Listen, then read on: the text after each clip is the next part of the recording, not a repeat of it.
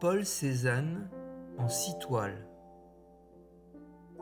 La mer à l'Estaque, arbres et maisons, les joueurs de cartes, le panier de pommes, la montagne Sainte-Victoire et les grandes baigneuses. La mer à l'Estaque, année 1878-1879.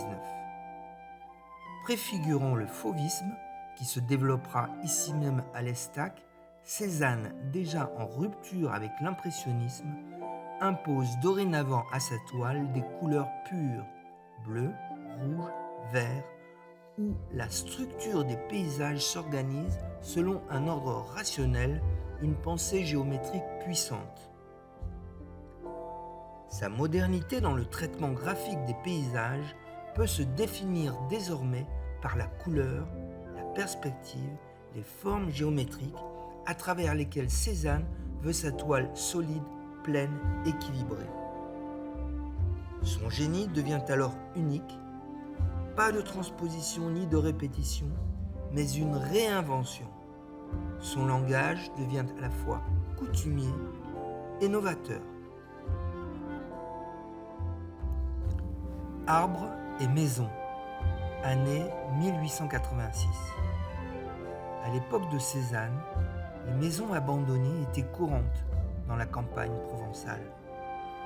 Ici, il enregistre des détails spécifiques de la structure, comme l'épaisse fissure sur la façade qui mène à une petite fenêtre. Le rapport de la maison au mur d'enceinte est difficile à saisir, en particulier dans le coin gauche, où la perspective semble changer. De telles ambiguïtés spatiales délibérées sont typiques des paysages de Cézanne de cette période. Pour lui, la réalité qu'il perçoit se veut aussi équivoque et vérité.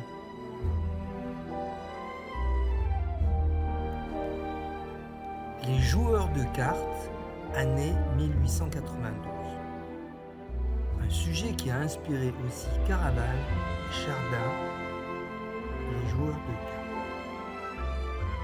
Pour Cézanne, la symétrie n'est jamais entière, et dans ce tableau, si la disposition de deux bras des joueurs constitue bien une structure symétrique, tout le reste du tableau, quoique divisé en deux parties d'organisation semblables, accumule dissemblances, contrastes, oppositions. Chapeau, position des dos, vêtements, cartes, visage. En installant ces personnages autour d'une bouteille qui marque la verticalité, les deux hommes sont antagonistes. Ce qui se passe n'est pas une partie de plaisir, mais une lutte silencieuse. Ici, Cézanne ne semble convoquer le principe de symétrie que pour en contester la finalité habituelle. Chez lui, au lieu de mettre en évidence une ressemblance, la symétrie accuse des différences. Ce thème des joueurs de cartes est sans doute celui d'une vanité. Pour lui, l'humanité est là réduite à sa pure expression. Le panier de pommes, année 1895. Le panier de pommes montre comment Cézanne utilise plusieurs perspectives, une palette de couleurs vives et un pinceau analytique pour produire des compositions créatives en opposition aux représentations réalistes du moment. Le panier de pommes est ainsi incliné, la bouteille et l'assiette bien verticales, tandis que le torchon aux fruits répartis au hasard glisse vers l'extérieur de la table. La distorsion des perspectives affichée dans cette peinture est un processus qui a influencé le travail de Picasso et celui de Georges Braque. La montagne Sainte-Victoire, Année 1895. La montagne Sainte-Victoire, qui surplombe la ville d'Aix-en-Provence, est devenue l'un des thèmes les plus répétés et les plus variés de Cézanne. Avec sa géométrie pour décrire la nature et ses différentes couleurs pour représenter la profondeur des objets, Cézanne essaye de transmettre davantage la structure éternelle et intérieure de la scène devant lui, plus que les traits de surface éphémères. Il permet ainsi de voir ce que l'œil ne sait pas saisir, l'élan invisible qui donne une dynamique vitale à la montagne.